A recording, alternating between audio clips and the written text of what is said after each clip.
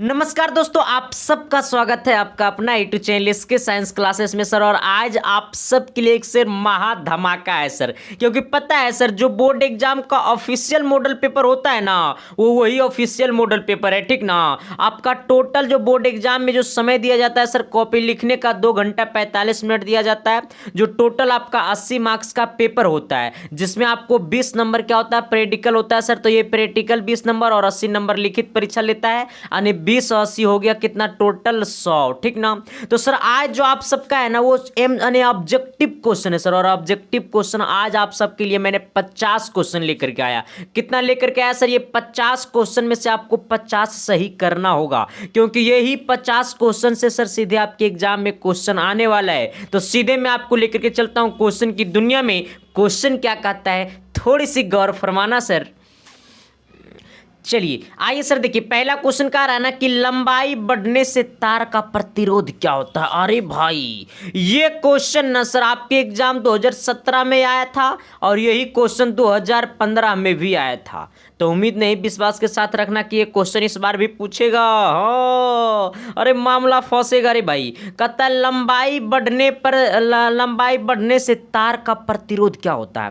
तो लंबाई बढ़ने से तार का प्रतिरोध जो होता है सर, वो भी बढ़ जाता है, ठीक ना। तो अब यहां से ऐसे पढ़ना है, देखो लंबाई बढ़ेगी, लंबाई बढ़ेगी तो तार का प्रतिरोध भी क्या होगा, बढ़ेगा। प्रतिरोध भी क्या होगा सर, बढ़ेगा, ठीक ना। क्या होगा, बढ़ेगा। तो ऐसे याद करना है सर कि अगर लंबाई बढ़ने से तार का प्रतिरोध क्या होता है, बढ़ता है। लंबाई बढ़ने से तार का प्रतिरोध क्या होता है, बढ़ता है। तो किनका किनका सही था, जिनका जिनका सही था सर, उनके लिए मेरे तरफ से एक शानदार तोहफा कि तोरा शादी 21 साल में होने का, तब तोरा 20 साल में शादी होगा सर, क्योंकि जल्दी जल्दी नौकरी लगेगा, तभी तो जल्दी जल्दी बढ़िया बढ़िया बीवी मिलेगा ना सर। तो देखिए सबसे पहली बात एक चीज और मैं बता देना चाहता हूं सर कि जो क्वेश्चन मैं आप सबके लिए करवा रहा हूं, ये सब क्वेश्चन का आपको पीडीएफ भी मिलता है टेलीग्राम पर। और टेलीग्राम पर एक बड़ा चीज मिलता है, आपको मैं बता देता हूं। चलिए देखिए सर, सबसे पहली बात है ना मोहतरमा, कि यार जो लोग को पीडीएफ चाहिए, जो मैं क्वेश्चन करवा रहा हूँ, ये क्वेश्चन का आपको पीडीएफ मिल जाएगा। कहाँ? टेलीग्राम पे। टेलीग्राम पर आपको जाना है सर, यहाँ प्ले स्टोर से डाउनलोड कर लेना है इसे। टेलीग्राम पर जाकर के आपको लिखना है @संदीप7295। यहाँ पर आपको क्या कर लेना है, ज्वाइन कर लेना है सर। जैसा ही इसको ज्वाइन करिएगा, ज्वाइन करने के बाद यहाँ पर आपको ऑल पीडीएफ, आपको पूरा पीडीएफ मिल जाएगा, साथ ही आपको ऑल वीडियो भी मिल जाएगा, ठीक ना। दूसरी बात यह है सर कि आप इससे जो बड़ा फायदा है ना कि आपके एग्जाम में 30 मिनट पहले मैं कुछ भेजूंगा, इसी पे भेजूंगा सर, ठीक ना। इसलिए ज्वाइन कर लेना। दूसरी बात यह सर कि क्योंकि कहा जाता है कि 2020 में सबसे कम समय में सबसे बेहतर रिजल्ट, यानी 2021 और 20 में, 2021 से मैंने पढ़ाना चालू किया यूट्यूब पे सर, सबसे कम समय में सबसे बेहतर रिजल्ट अगर देने वाला कोई संस्था साबित हुआ तो जिसका नाम था इसके साइंस क्लासेस, जिसका रिजल्ट आप सब थे सर। हाईएस्ट जो मार्क्स था सर वो टोटल 458 था, जो कि सर मैंने मात्र 3 महीना का ये रिजल्ट था। इसलिए सर जो मैं पढ़ाता हूँ वो सारे क्लास को जाकर के अटेंड करिए। दूसरी बात यह है सर कि आप अगर हमारे चैनल पर पहली बार आए हो तो चैनल को सब्सक्राइब भी कर लेना, ठीक ना।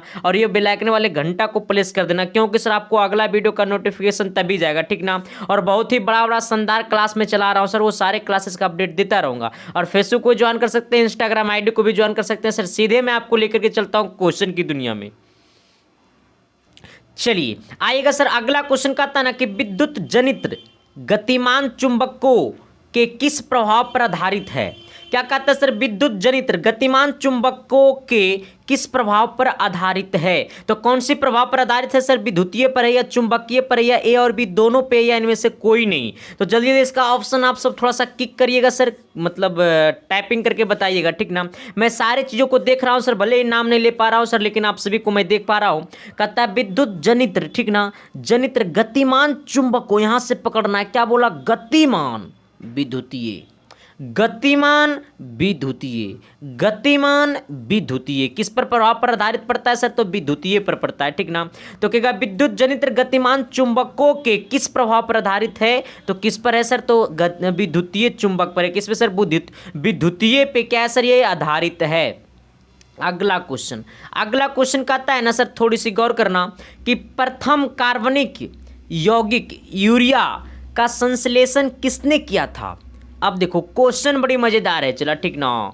क्या बोला, प्रथम, कहाँ गया भाई, हाँ प्रथम एक सेकेंड सर, प्रथम, हाँ क्या बोला, प्रथम कार्बनिक यौगिक यूरिया का संश्लेषण किसने किया था।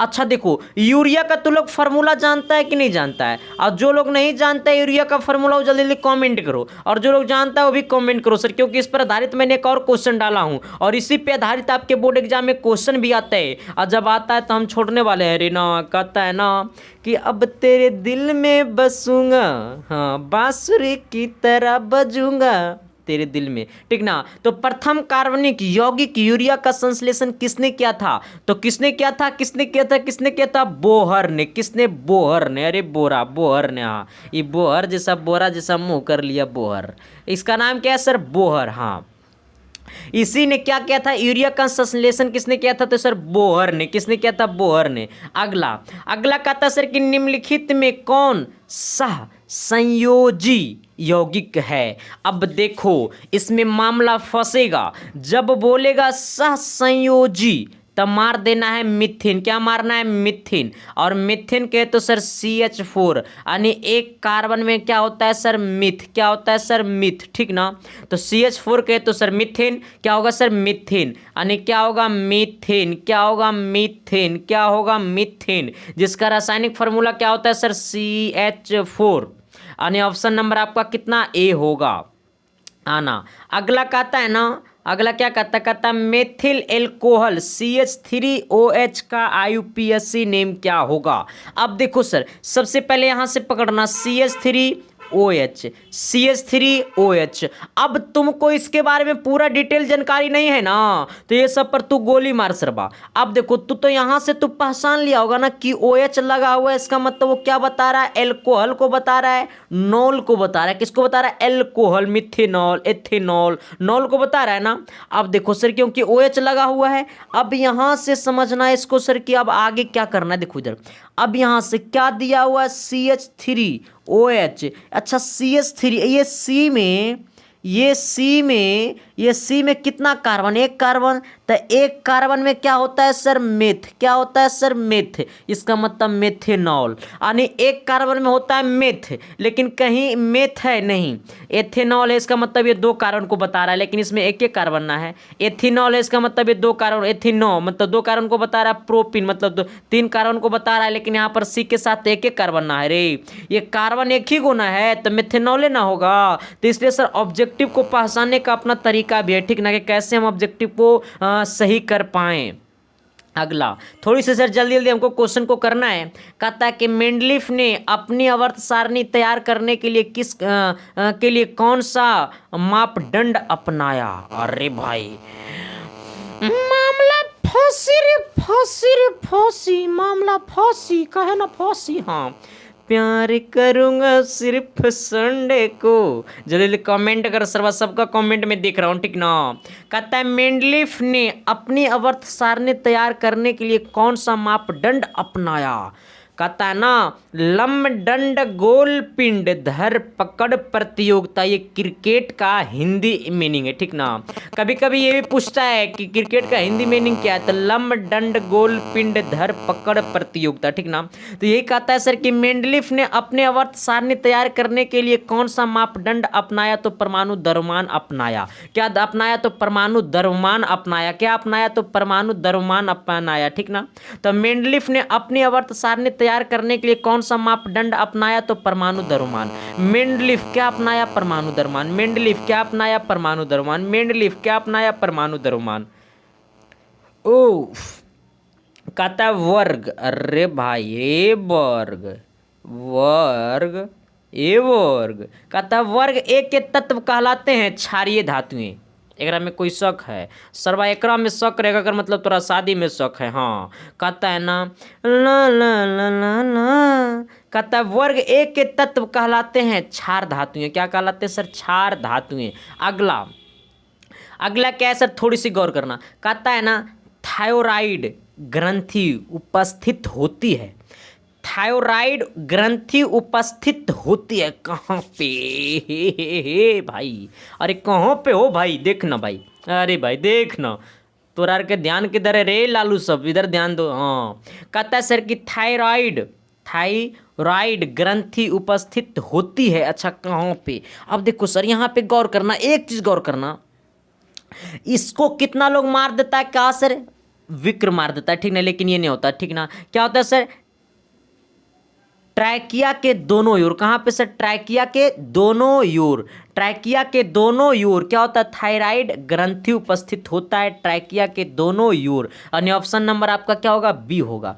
अगला अगला कहता है मानव मदा के जनन तंत्र का भाग नहीं है। अच्छा, मानव मदा के जनन तंत्र का भाग नहीं है, इसमें से चार ऑप्शन में से कौन मानव मदा के जनन तंत्र का भाग नहीं है? अब देखो सर, बात यहाँ पे आया बड़ा गजब का चीज, कह रहा मानव मदा, मानव मदा के जनन तंत्र का भाग नहीं है। इसका मतलब कौन सा मानव मदा के जनन तंत्र का भाग नहीं है? तो इसके लिए जो इसका आंसर होगा सर, वो अंडाशय होगा या नहीं? अंडाशय होगा या नहीं? कितना कह रहा है गुरुजी, जल्दी जल्दी आंसर मरवाइए ना।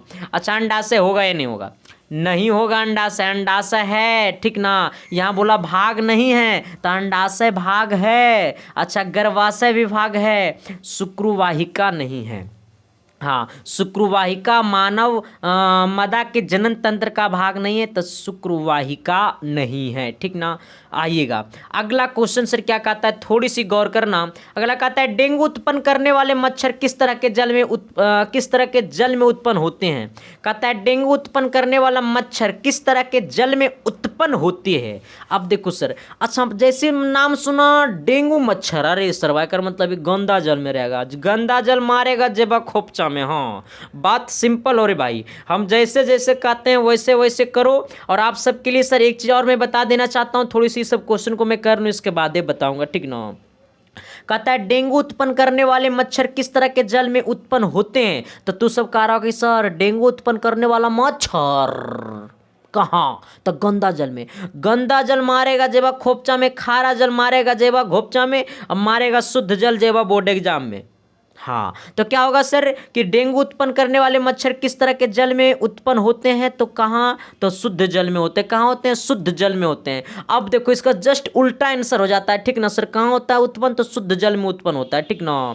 अगला, ये क्वेश्चन मैंने करवाया था सर, ये क्वेश्चन मैंने करवाया था, बहुत सारे लोग ये क्वेश्चन का मैंने पिछले क्लास में भी करवाया था।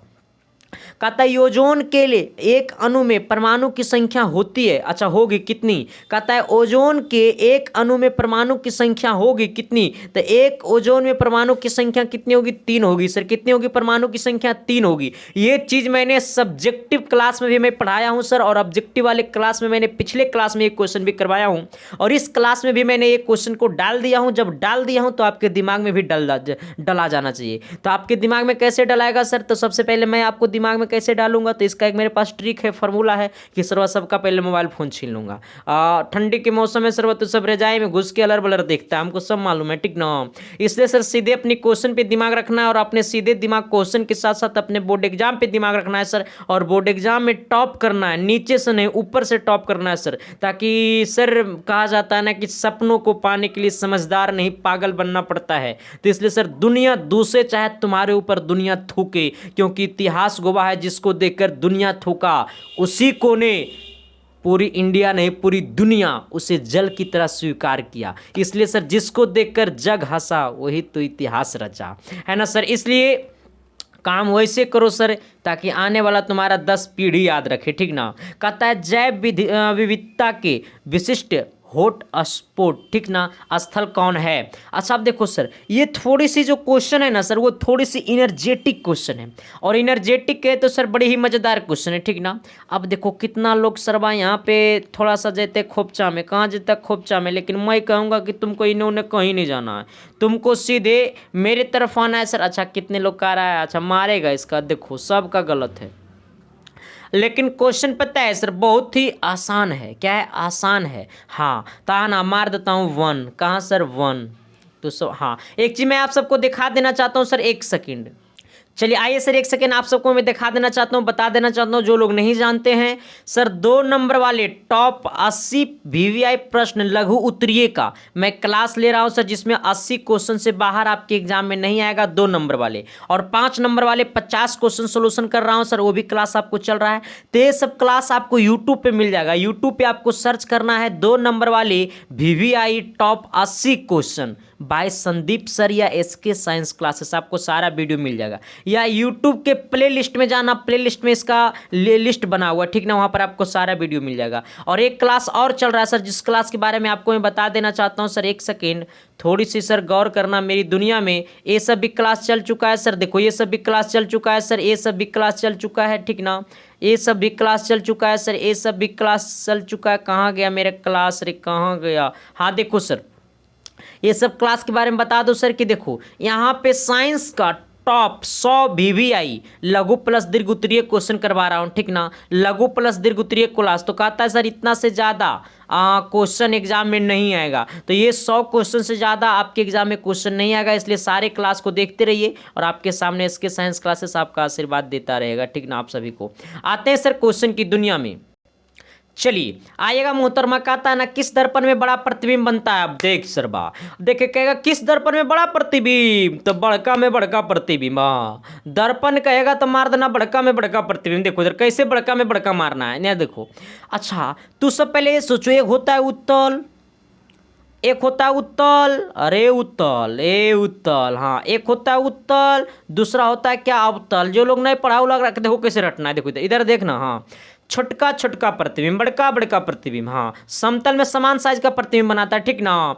वस्तु के समान आकार का प्रतिबिंब बनाता है किसमें, समतल में। तो समतल का तो यहाँ बातें नहीं करना है। कारा किस दर्पण में बड़ा प्रतिबिंब बनाता है, तो बड़का में बड़का प्रतिबिंब बनाता है। देखो उत्तल, यहाँ पर गौर ऐसे पकड़ना, देखो इधर ऐसे पकड़ना, उताला उताला, 3 अक्षर से बना है उत्तल और 4 अक्षर से बना है क्या, अवतल। तो अब देखो बड़का से बड़का प्रतिबिंब, बड़का से बड़का प्रतिबिंब, तो बोला बड़ा प्रतिबिंब बनाता है कहाँ, तो बड़ा प्रतिबिंब बनाता है अवतल में, ठीक ना। तो वस्तु का बड़ा प्रतिबिंब भी अवतल में बनाता है और छोटा प्रतिबिंब भी अवतल में बनाता है और समान साइज का भी प्रतिबिंब अवतल दर्पण में बनाता है। क्योंकि अवतल दर्पण में वस्तु को 6 जगह रखा जाता है और जब वस्तु को वक्रता केंद्र पर रखा जाता है तो वस्तु के समान साइज का प्रतिबिंब बनाता है, और जब वस्तु को वक्रता केंद्र के बाहर और अनंत के बीच ये सब में रखा जाता है तो वस्तु से छोटा प्रतिबिंब बनाता है, और जब वस्तु को वक्रता केंद्र के अंदर रखा जाता है तो वस्तु से बड़ा प्रतिबिंब बनाता है। इसलिए अवतल दर्पण एक ऐसा दर्पण है जिसमें वस्तु से छोटा प्रतिबिंब भी बनता है, वस्तु से बड़ा प्रतिबिंब भी बनता है, वस्तु के बराबर साइज का भी प्रतिबिंब बनता है। इसलिए सर ये चीजों को गौर करना है।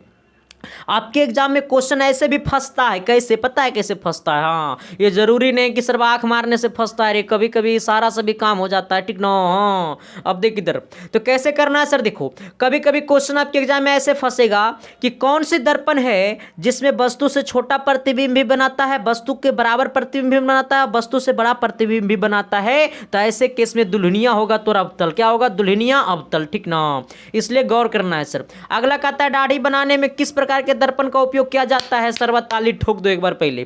कहता है दाढ़ी बनाने में किस प्रकार के दर्पण का उपयोग किया जाता है। तो सबसे पहले तो इधर सोचो, मैंने अभी जस्ट आपको बताया है कि दाढ़ी होता है छोटा छोटा, अब प्रतिबिंब बनना चाहिए बड़ा बड़ा, क्योंकि दाढ़ी है छोटा और सर्वत जब तक दर्पण में ईना में दर्पण में बड़ा नहीं दिखाई देगा तब तो दाढ़ी ना छूट जाएगा। तो इसलिए सर दाढ़ी छोटा होता है, इसको बड़ा प्रतिबिंब बनाएगा तब तो दाढ़ी बढ़िया से दिखाई देगा, तब ना शर्मा जी को कहेगा कि शर्मा जी इन्हें थोड़ा सा छूट गया, इसको बना दीजिए ना। कहता ना तो हंसेगा, सबका दांत तोड़ देंगे। इसलिए सर तो छोटा वस्तु का बड़ा प्रतिबिंब बना, क्योंकि दाढ़ी होता है छोटा छोटा तो इसको बड़ा बड़ा दिखाई देगा, तब ना कहेंगे कि ये थोड़ा सा छूट गया है। इसलिए सर अब तुम सोचो कि हमको दाढ़ी बनाने के लिए बड़ा प्रतिबिंब बनाना चाहिए, तो बड़ा प्रतिबिंब कहाँ बनता है, तो बड़ा प्रतिबिंब अवतल में बनता है।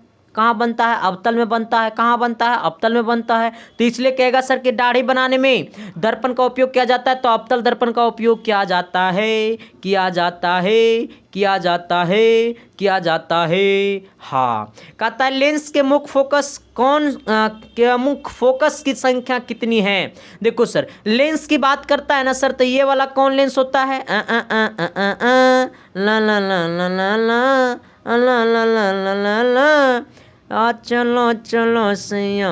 देखो इधर ला ला ला ला ला ला ला, ला ला ला ला ला ला ला। देखो ये होता है उत्तल लेंस, ठीक ना। ये क्या होता है सर, ये होता है अवतल लेंस। अब देखो इधर गौर करना, थोड़ी सी बैंडबाजा है। चलिए अब देखिए सर, ये होता है उत्तल, ये होता है अवतल। अब यहाँ से देखो ये वाला एगो फोकस इधर होता है F1, इधर क्या होता है F2, ठीक ना। इधर एगो फोकस होता है क्या F1, इधर क्या होता है F2, ठीक ना। तो इसमें कितना फोकस, एक फोकस दो फोकस, एक फोकस दो फोकस। तो पूछा कि लेंस में मुख्य फोकस की संख्या कितनी है, तो 2। ओके। अगला कहता है सर कि निर्वात में प्रकाश की चाल क्या होती है। देखो सर्वा सबको याद होता है कि निर्वात में प्रकाश की चाल 3 × 10⁸ होता है, इतना तो सबको याद रहता है। लेकिन जब ऑप्शन देखता है ना तो सर्वा वो गड़बड़ हो जाता है, मीटर प्रति सेकेंड या सेंटीमीटर प्रति सेकेंड या किलोमीटर प्रति सेकेंड। देखो सभी में 3 × 10⁸, यहाँ भी 3 × 10⁸, यहाँ भी 3 × 10⁸। तो आपको 3 × 10⁸ मीटर प्रति सेकेंड मारना है, ना कि सेंटीमीटर प्रति सेकेंड मारना है, ना कि किलोमीटर प्रति सेकेंड मारना है। क्या मारना है, मीटर प्रति सेकेंड, यानी 3 × 10⁸ मीटर प्रति सेकेंड। ऑप्शन नंबर क्या होगा सर, ए होगा। तो ऐसा ही आपको एग्जाम में मारना है, ठीक ना। कैसे मारना है मोहतरमा, तो हिला हिला के मारना है। कैसे मारना है, हिला हिला के मारना है। 5-7 बार दम क्वेश्चन को इन्हें से हिला देना ना, देखो गजब के दम मराएगा आंसर, दम रिजल्ट रे बोर्ड एग्जाम में टॉप आएगा, 450 से अबव आएगा। हाँ खाली बढ़िया से मारना, तो सब गड़बड़ा देगा पहले, तो फिर मामला फंसेगा। अब देखो सर रिजल्ट गड़बड़ आएगा, ठीक ना। पहले गड़बड़ा के रखेगा सर तो रिजल्ट गड़बड़ आएगा, इसलिए पूरा अपनी मशीन को तगड़ा बना करके रखो ताकि रिजल्ट बढ़िया आ जाए।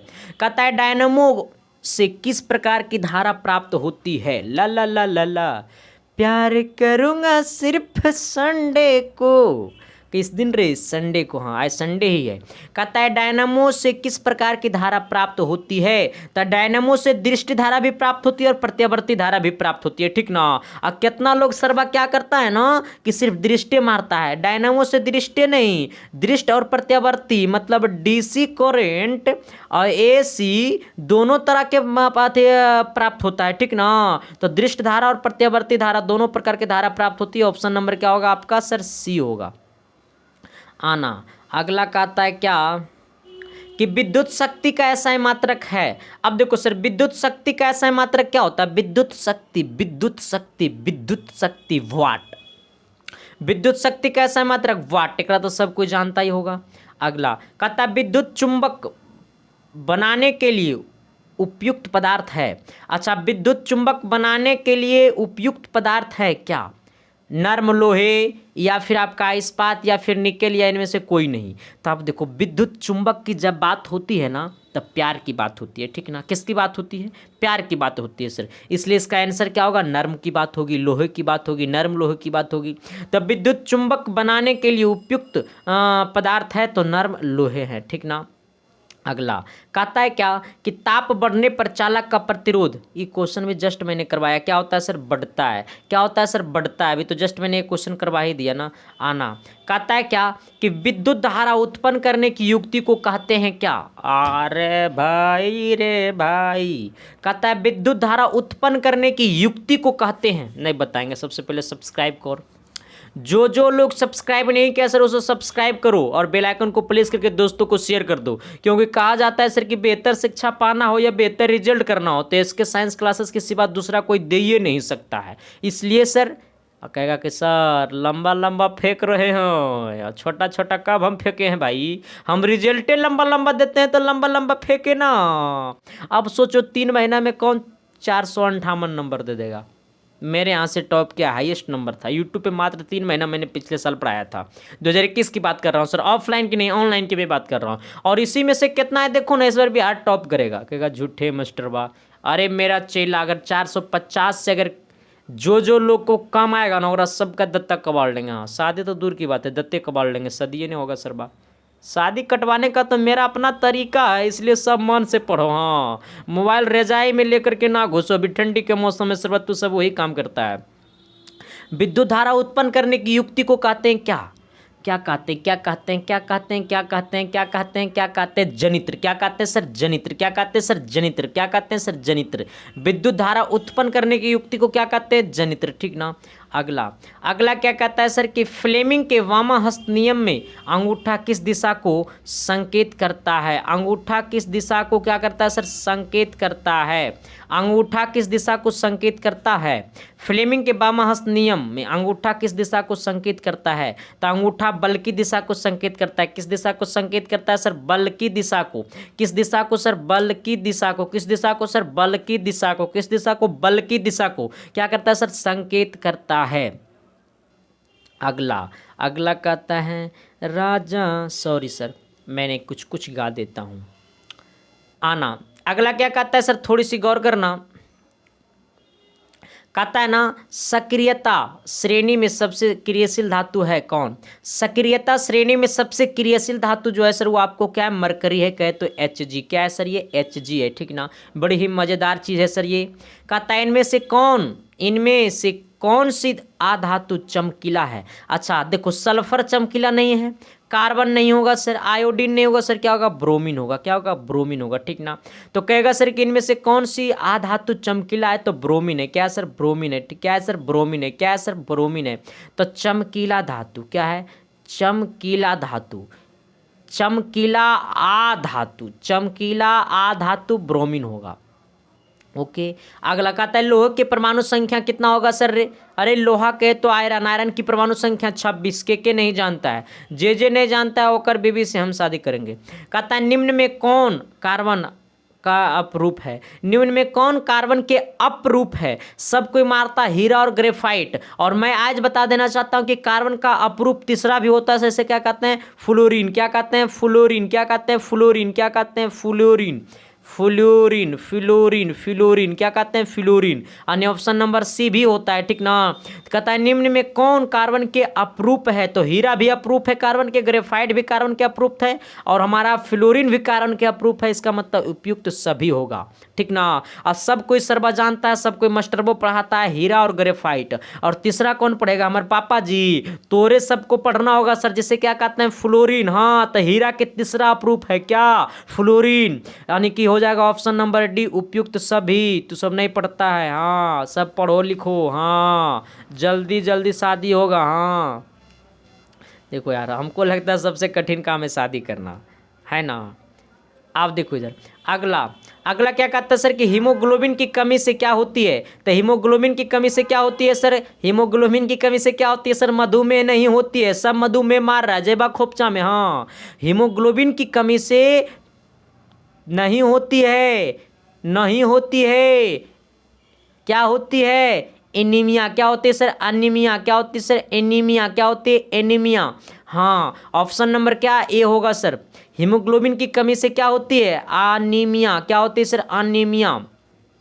आना अगला क्या कहता है सर कि अमाशय के जठर रस में पाए जाते हैं। अमाशय के जठर रस में पाए जाते हैं क्या?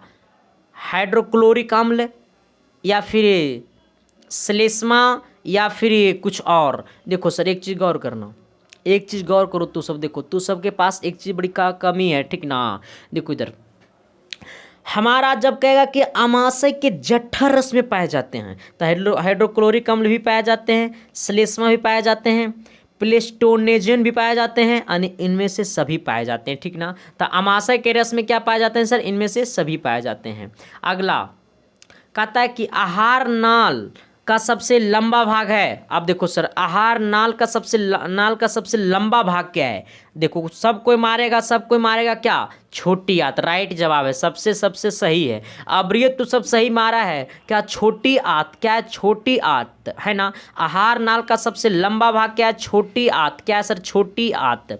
अगला अगला कहता है प्यार करूँगा ला ला ला ला ला ला। देखो सर कहता है ना न्यूरॉन में केंद्रक यानी न्यूक्लियस, ठीक ना। न्यूरॉन में केंद्रक कहे तो न्यूक्लियस कहाँ उपस्थित होता है? न्यूरॉन में केंद्रक कहे तो न्यूक्लियस कहाँ उपस्थित होते हैं? तो कोशिका काया यानी क्या? साइट्रोन में। किस में होता है सर? साइट्रोन में। क्या होता है? साइट्रोन में। कहाँ होता है सर? साइट्रोन में, ठीक ना। तो सर न्यूरॉन में केंद्रक कहाँ उपस्थित होता है? तो साइट्रोन, या फिर कहे तो कोशिका काया, ठीक ना। तो न्यूरॉन में न्यूरॉन में केंद्रक कहाँ उपस्थित होते हैं? तो कोशिका काया या फिर साइट्रोन में। किसमें? साइट्रोन में, ठीक ना। अगला अगला क्या कहता है सर? अगला कहता है कि हम प्यार करेंगे। कहता है प्यार ऐसे नहीं होता, पहले टैलेंटेड अपना दिखाना पड़ता है। मनुष्य के शरीर की सबसे बड़ी ग्रंथि क्या है? तो मनुष्य के शरीर की सबसे बड़ी ग्रंथि जो है वो क्या है सर? वो लीवर है। क्या है सर? वो लीवर है। हाँ, क्या है सर? लीवर है। मनुष्य की ग्रंथि का मनुष्य के शरीर की सबसे बड़ी ग्रंथि जो है सर वो क्या है? लीवर है। क्या है सर? लीवर है। क्या है? लीवर है। अगला अगला ला ला ला ला ला ला ला ला ला ला, हाँ ना सर। कहता है क्या? किधर गया? कहता है इनमें से जनन ग्रंथि कौन है? अच्छा देखो, जनन ग्रंथि कौन है? अंडाशय है या क्या है? जल्दी जल्दी ऑप्शन करो, जल्दी जल्दी जल्दी जल्दी जल्दी जल्दी करो, जल्दी जल्दी करो, जल्दी जल्दी करो, जल्दी जल्दी करो। अंडाशय भी है और क्या है? विर्सन भी, यानी ए और बी दोनों होगा, ठीक ना। ऑप्शन नंबर आपका क्या होगा? डी होगा। अगला अगला क्या कहता है सर? कहता है जिनमें नर और मादा लिंग अलग अलग जीवों में होते हैं वो है एक लिंगी। अब सोचो सर कि जिनमें नर और मादा लिंग अलग अलग जीवों में होते हैं वो होता है एक लिंगी। क्या होता है सर? एक लिंगी। क्या होता है सर? एक लिंगी। हाँ, और समझिएगा कि किसके पास होता है ये सब। कहता है शुक्राणु बनाता है क्या? शुक्राणु बनाता है क्या? अब देखो सर, शुक्राणु बनता है कहाँ? अब देखो, शुक्राणु बनता है कहाँ कहाँ कहाँ कहाँ कहाँ कहाँ कहाँ? जल्दी जल्दी जल्दी जल्दी जल्दी जल्दी जल्दी जल्दी जल्दी जल्दी जल्दी विश्राणु में। किसमें? विश्राणु में। किसमें? विश्राणु में। हाँ, शुक्राणु बनता है कहाँ? तो विश्राणु में। कहाँ? विश्राणु में। कहाँ सर? विश्राणु में। सब थोड़ा सा धीरे धीरे पढ़ना घर में, ठीक ना। अगला कहता है ग्लूकोज का रासायनिक सूत्र क्या है? जल्दी जल्दी कॉमेंट करो, जल्दी जल्दी कमेंट करो सर। जो लोग चैनल पर नए हो तो उसको चैनल को सब्सक्राइब कर दो, ठीक ना। लाल कलर का बटन होगा उसको दबा देना, घंटा को भी दबा देना, ताकि इसका अगला वीडियो का नोटिफिकेशन आपके पास जाए, ठीक ना। और हमसे अगर प्यार करते हो तो जरूर सपोर्ट करो भाई को, ठीक ना। अगला कहता है सर ग्लूकोज का रासायनिक सूत्र क्या है? ग्लूकोज का रासायनिक सूत्र C6H12O6 यानी C6H12, ठीक ना, और O6 यानी ऑप्शन नंबर आपका बी, ठीक ना। क्या होगा सर? बी। कहता है मेथेनाइक अम्ल का सामान्य नाम क्या है? अच्छा, सामान्य नाम क्या है? किसका? मेथेनाइक अम्ल का सामान्य नाम क्या है? सामान्य नाम क्या है? पानी पीने दो। अच्छा, पहले बताते हैं। फॉर्मिक अम्ल। क्या सर? फॉर्मिक अम्ल। मेथेनाइक अम्ल का सामान्य नाम क्या है? फॉर्मिक अम्ल। क्या है? फॉर्मिक अम्ल, ठीक ना। तो मेथेनाइक अम्ल का सामान्य नाम फॉर्मिक अम्ल। क्या है सर? फॉर्मिक अम्ल। क्या है सर? फॉर्मिक अम्ल। क्या है सर? फॉर्मिक अम्ल, ठीक ना। तो मेथेनाइक अम्ल का सामान्य नाम क्या है? फॉर्मिक अम्ल। क्या है? फॉर्मिक अम्ल, ठीक ना सर। थोड़ी सी सर मैं पानी पी लेता हूँ, इसके बाद आप सबकी फिर मैं शुरू करता हूँ। चलिए आइए सर, कहता है क्या कि मेथेनाइक अम्ल का सामान्य नाम क्या? फॉर्मिक अम्ल है, ठीक ना। अगला कहता है आवर्त सारणी के शून्य समूह का तत्व है कौन? आवर्त सारणी के शून्य समूह का तत्व है कौन? आवर्त सारणी के शून्य समूह का तत्व है कौन? कौन सा तत्व है शून्य समूह का? कौन से शून्य समूह का? अब देखो सर, यहाँ पे गौर करना, एक चीज थोड़ी सी गौर करना सर।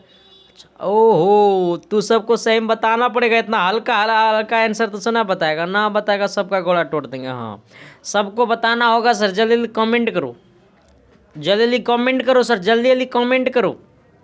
अच्छा चलो, ठीक ठाक है ना।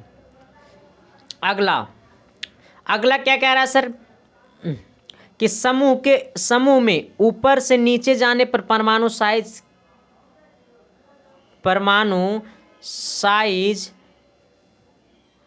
में क्या परिवर्तन होता है? हाँ, कहता है समूह में ऊपर से नीचे जाने पर परमाणु साइज में क्या परिवर्तन होता है? तो परमाणु साइज बढ़ता है। क्या होता है सर? परमाणु साइज बढ़ता है। ऊपर से नीचे जाने पर परमाणु साइज क्या होता है? बढ़ता है। परमाणु साइज क्या होता है? बढ़ता है। परमाणु साइज क्या होता है? बढ़ता है, ठीक ना। ये सब गौर कर लेना, नहीं तो मामला फंसेगा। निकट दृष्टि वाले व्यक्ति चश्मे में इस्तेमाल करते हैं कौन सा लेंस? अब देखो, मैंने आप सबको बताया था कि निकट कहे सर, क्या है सर? बोला निकट में कौन सा चश्मा इस्तेमाल होगा? तो निकट से वो बड़ा अक्षर क्या होता है? तो अवतल होता है। तो अवतल होगा। ये 3 अक्षर वाला तो 4 अक्षर वाला खत्म कर देगा तो अवतल लेंस का इस्तेमाल करेगा, ठीक ना। कहता है निकट दृष्टि दोष दूर करने के लिए किस लेंस का व्यवहार करता है, तो अवतल लेंस का व्यवहार करता है, ठीक ना। तो निकट दृष्टि दोष दूर करने के लिए किस लेंस का व्यवहार करता है, तो अवतल लेंस का व्यवहार करता है। ये सब बड़ी ही पॉपुलर क्वेश्चन है भाई, ठीक ना, एग्जाम में आ ही जाता है, क्या करोगे। अगला कहता है अम्ल या क्षारक की प्रबलता की जांच की जाती है पीएच स्केल से। कहाँ से किया जाता है सर, पीएच स्केल से, ठीक ना। आओ, अम्ल या क्षारक की प्रबलता की जांच की जाती है तो पीएच स्केल से। कैसे, तो पीएच स्केल से, पीएच स्केल से, ठीक ना। आना, अगला क्या कहा जाता है, कहता है दही में किस प्रकार का अम्ल पाया जाता है, तो दही में किस प्रकार का अम्ल पाया जाता है सर, जल्दी जल्दी कमेंट कर।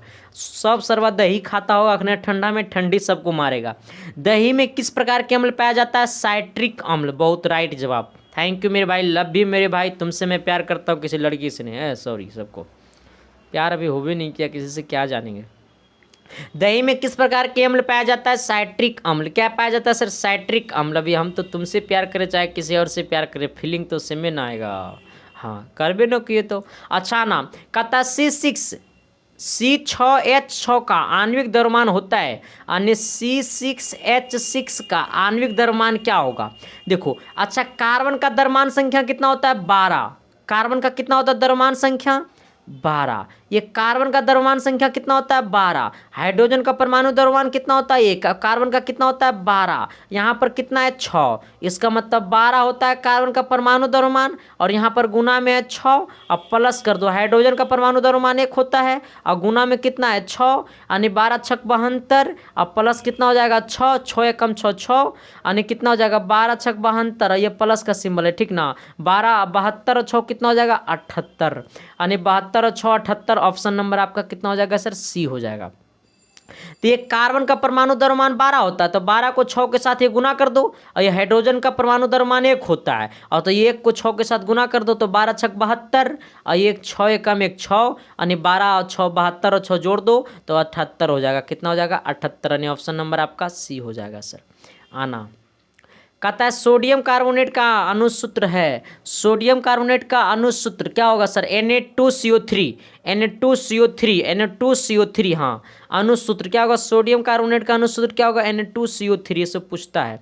निम्नलिखित में से कौन उप धातु है। अच्छा, निम्नलिखित में से कौन उप धातु है, इसका हम जवाब दे ना देंगे जवाब सर, हम नहीं सब जवाब दे रहे, ऑप्शन नंबर डी होगा, ठीक ना। यानी SB क्या होगा सर, SB। अब देखो सर, आज तक का क्लास हो गया कंप्लीट सर। टोटल मैं आप सबके लिए 50 क्वेश्चन करवाया हूँ, तो सर सीधे आप सबकी मेरी मकसद है कि आप सबको टॉपर बनाना है सर, और मैं आप सबको टॉपर बना करके रहूँगा। इसलिए सर देखते रहिए इसकी साइंस क्लासेस। फिर मुलाकातें करते हैं सर्कल की क्लास में, और डेली क्लास मेरा पूरा अटेंड करिए सर। चैनल पर जो भी लोग नए थे, चैनल को जो भी लोग नए थे सब्सक्राइब भी कर दीजिएगा, और बेल आइकन को प्रेस करके दोस्तों को भी शेयर कर दीजिएगा। Thank you, love you.